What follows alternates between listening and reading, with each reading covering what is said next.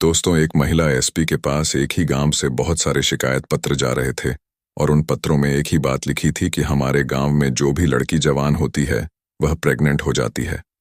ना जाने क्यों, ना तो किसी लड़की का अफेयर है, ना वह शादीशुदा है, कोई भी हमारे घर आता जाता भी नहीं है, फिर भी लड़कियां प्रेग्नेंट हो जाती हैं।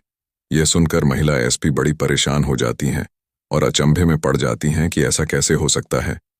जाहिर सी बात है, जब कोई लड़की किसी से बोलती नहीं है और वह अनमैरिड है तो फिर प्रेग्नेंट कैसे हो सकती है। यह सोचकर एसपी एक बड़ा एक्शन लेती है और उसी गांव में जाकर मामले की जांच करती हैं। फिर वह हकीकत क्या निकलती है और लड़कियां कैसे प्रेग्नेंट हो रही हैं, यह हम इस वीडियो के माध्यम से जानने की कोशिश करेंगे। गांव में जवान लड़कियां बिना किसी अफेयर या शादी के प्रेग्नेंट हो जाती थीं। इस पर गांव वाले काफी परेशान थे। अब गांव में इस बात को लेकर बहुत चिंता थी और लोग अपनी अपनी लड़कियों पर कड़ी नजर रखने लगे थे। उन्हें डर था कि उनकी बेटी भी प्रेग्नेंट ना हो जाए, इसलिए लड़कियों को घर से अकेला नहीं जाने देते थे और ना ही किसी को घर में आने देते थे। फिर भी एक दिन एक लड़की के पेट में दर्द होता है और जब उसे डॉक्टर के पास ले जाया जाता है तो डॉक्टर बताते हैं कि वह लड़की प्रेग्नेंट है। यह सुनकर लड़की के पिता लाल सिंह बहुत परेशान हो जाते हैं। वह सोचते हैं, मैं हर समय अपनी बेटी के साथ रहता हूं, फिर यह कैसे हो सकता है।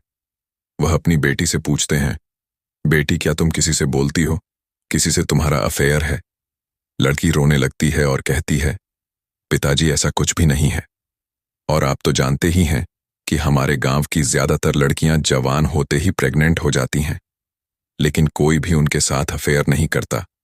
लाल सिंह को अब समझ में नहीं आता कि यह कैसे हो सकता है। गांव में सब लोग परेशान थे और हर किसी के दिमाग में यही सवाल था कि आखिर इसका समाधान क्या है।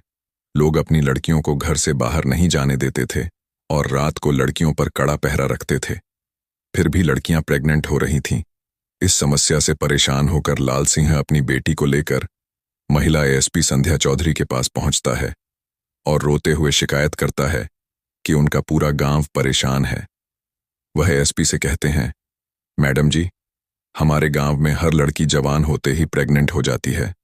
हम बहुत परेशान हैं, लेकिन फिर भी कुछ नहीं कर पा रहे हैं। हमारी लड़कियां घर से बाहर नहीं जाती, घर में कोई नहीं आता जाता, फिर भी वे प्रेग्नेंट हो जाती हैं। यह सुनकर महिला एसपी हैरान हो जाती है और पहले तो उन्हें हंसी भी आती है। फिर वह गुस्से में कहती हैं, क्या तुम पागल हो गए हो? कोई लड़की बिना पुरुष के संपर्क के प्रेग्नेंट कैसे हो सकती है? तुम बेवकूफ वाली बातें कर रहे हो। तब लाल सिंह हाथ जोड़कर कहते हैं, मैडम जी, इसमें सिर्फ मेरी बेटी नहीं है। हमारे गांव में ना जाने कितनी लड़कियां ऐसी हैं जो जवान होते ही प्रेग्नेंट हो जाती हैं। यह बात बिल्कुल सत्य है। मेरी अकेली बेटी नहीं है। गांव में 10, 20, 50 ऐसी लड़कियां हैं जो बिना शादी के प्रेग्नेंट हैं। यह बात जब वह महिला एसपी सुनती है तो वह भी बहुत ज्यादा परेशान हो जाती है। सोचने पर मजबूर हो जाती हैं कि आखिर ऐसे कैसे हो सकता है, बिना पुरुष के संबंध बनाए लड़की गांव में प्रेग्नेंट क्यों हो रही हैं। तब वह थाने के लिए फोन करती हैं। थाने के एसएचओ से कहती हैं और कहती हैं कि तुम हरिदासपुर में जाकर के इसकी इंक्वायरी करो और जानकारी जुटाओ कि आखिर जो लड़कियां प्रेग्नेंट हो रही हैं उनका कोई प्रेमी है, किसी से उनके नाजायज संबंध है।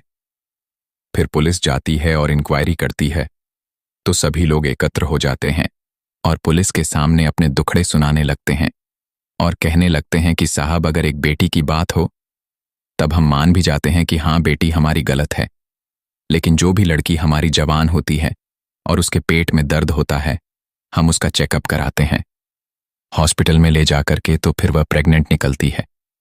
अगर एक ही बात होती तो मान लेते, लेकिन सभी लड़कियों का अफेयर कैसे हो सकता है। और फिर हम इतनी चौकसी रखते हैं, अपनी बेटी पर रात दिन नजर रखते हैं, कभी घर से बाहर अकेले नहीं जाने देते। जब रात को सोते हैं तब हम उन्हें अपने पास सुलाते हैं और कोई हमारे घर आता जा जाता भी नहीं है। इसी चक्कर से हमारे गांव में एक ऐसा माहौल बन गया है कि हम ना तो किसी के घर जाते हैं और ना किसी को अपने घर बुलाते हैं। इसी बात के डर की वजह से पुलिस यह बात सुनकर के बहुत ज्यादा परेशान हो जाती है और फिर पुलिस लौट करके चली जाती है। और फिर जो और संध्या चौधरी एसपी होती हैं, जिले की उनसे पुलिस जाकर के कहती है, जो थाने के इंस्पेक्टर होते हैं, वह कहते हैं, मैडम जी, हम भी इस बात को सुन के बड़े हैरत में हैं कि आखिर उस गांव के लोग सभी मिलकर के हमारे पास आए थे और उन्होंने कहा था कि हम अपनी लड़कियों पर बहुत ज्यादा पाबंदी रखते हैं और हमारी लड़कियों का किसी के साथ अफेयर भी नहीं है। और एक दो लड़की नहीं, उस गांव में 10 तो 50 लड़कियां ऐसी हैं जो जवानी में कदम रखती हैं और प्रेग्नेंट हो जाती हैं। ये बात सुनकर के अब तो मैडम का भी दिमाग काम करना बंद कर देता है कि आखिर ऐसे कैसे हो सकता है। तब मैडम विचार करती हैं, जरूर तो कुछ बात होगी, या तो यह लड़कियां इस बात को छुपा रही हैं, या फिर जरूर इनका किसी के साथ अफेयर होगा, या फिर कोई और बात होगी। तभी वह मैडम कहती हैं, ठीक है, अगर तुम्हारे बस की बात नहीं है तो मैं स्वयं इस बारे में जानकारी जुटा लूंगी कि आखिर इन लड़कियों के साथ में ऐसा कैसे होता है। फिर महिला जो ईपी संध्या चौधरी होती है, वह अपना भेष बदलती हैं और कंधे पर एक झोला टांग लेती हैं और ऐसे कपड़े पहन लेती हैं जैसे कि कोई मांगने वाली हो। उस हिसाब से वह मांगने वाली बन करके और उसी गांव में हरिदासपुर में पहुंच जाती है। सारे दिन इधर उधर वह घूमती रहती हैं। जैसे ही शाम होती है तभी उसी व्यक्ति के द्वार पर पहुंचती है, जो व्यक्ति उनके पास शिकायत पत्र लेकर के गया था, लाल सिंह। अब वहीं पर जब पहुंचती है, शाम होने वाली होती है, तब वह महिला एएसपी जो बिखार इन भेष में थी, तब वह कहती हैं कि भैया, हमें रात्रि हो गई है और इतना टाइम हो गया है, हम अपने घर पहुंच भी नहीं पाएंगे, इसलिए आज रात अपने घर में हमें ठहरने के लिए थोड़ी जगह दे दो। तब लाल सिंह कहता है, चलो कोई बात नहीं, तुम तो महिला हो, अगर कोई पुरुष होता तो मैं अपने घर में नहीं रुकने देता, क्योंकि हम लोग बहुत ज्यादा परेशान हैं, ना जाने ऐसा हमारे साथ क्यों हो रहा है। तब वह कहती हैं, कोई बात नहीं, हम तो तुम्हारी बेटी के समान हैं, तो फिर हमसे आपको क्या डर है। तभी वह लाल सिंह महिला एसपी को भिखारी समझ करके अपने घर में एक जगह पर चारपाई डाल देता है और कहता है कि आप इस पर सो जाइए, आपको जो भी खाना है मैं आपको यही ला करके दे दूंगा। अब लाल सिंह उस महिला के लिए ला करके खाने में कुछ देता है, रोटी पानी, और वह खाती है। खाने के बाद में वह गेट के पास ही उस चारपाई पर लेट जाती है और लाल सिंह अपनी लड़कियों को लेकर के घर के अंदर जाकर के लेट जाता है। सभी लोग जब सो जाते हैं तो रात का 1 बज जाता है और मैडम चुपचाप उस घर से निकल करके आती है और गली में घूमने लगती है और यह देखने लगती हैं कि आखिर मैं ये देखूं कि नाइट में तो कोई व्यक्ति इन लोगों के घर में नहीं घुसता है। तभी वह इस तरह से गलियों में घूम ही रही थी, तभी उसे गांव के पास में एक झाड़ी थी और उस झाड़ी के पीछे एक बहुत बड़ा घर था, खंडहर पड़ा हुआ था, उसमें कोई व्यक्ति आता जाता नहीं था। तभी वह देखती हैं कि उसी खंडहर से 2 शराबी निकल करके आ रहे थे और उनके हाथ पैर सीधे नहीं गिर रहे थे और वह झूमते हुए उन गलियों में आने लगे। तभी वह मैडम उनको देख करके एक साइड में हो जाती है, एक दीवार की आड़ ले लेती है और वह क्या देखती है कि कुछ देर के बाद में जब एक जाता है तो वह मेन गेट के लिए खोल देता है।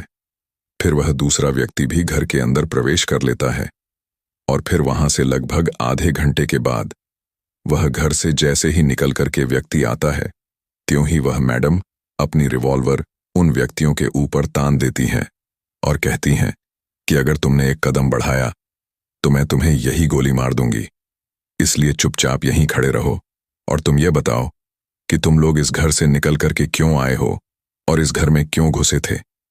यह बात सुनकर के वह व्यक्ति बड़े डर जाते हैं रिवॉल्वर देख करके, लेकिन जब उसकी हालत को देखते हैं कि यह तो कोई बेकार है, तब वह कहते हैं कि इस भिखरण के पास में रिवॉल्वर कहां से आई।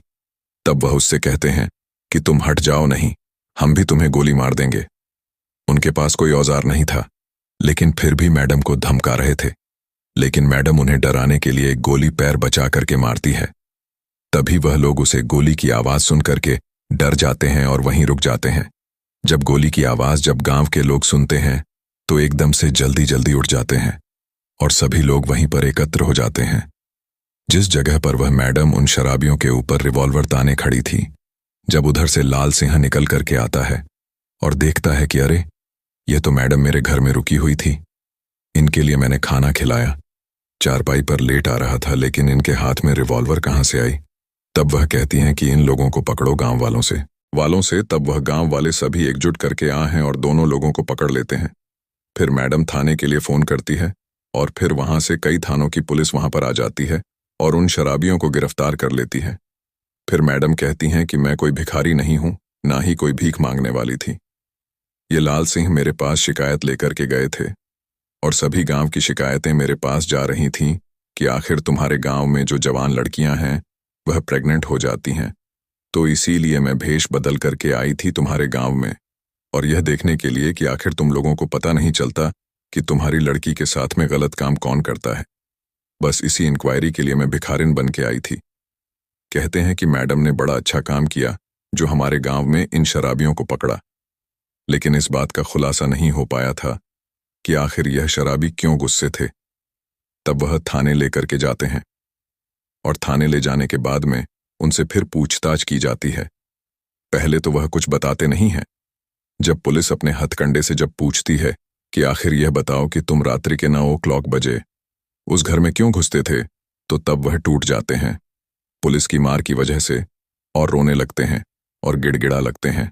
कहते हैं कि मैडम जी, हम बस यही काम करते हैं, जब दारू पी करके आते हैं दोनों लोग और फिर लोगों के घर में घुस जाते हैं और जिसकी भी जवान लड़की देखते हैं वह लोग अपने बीच में आकर लड़की को सुलाते हैं।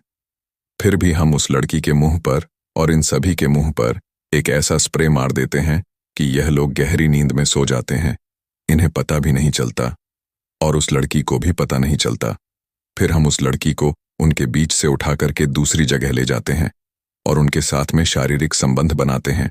फिर इस लड़की को उसी जगह पर लिटा कर कि हम घर से निकल करके चले जाते हैं और हमारा यह रोज का क्रम बन गया है।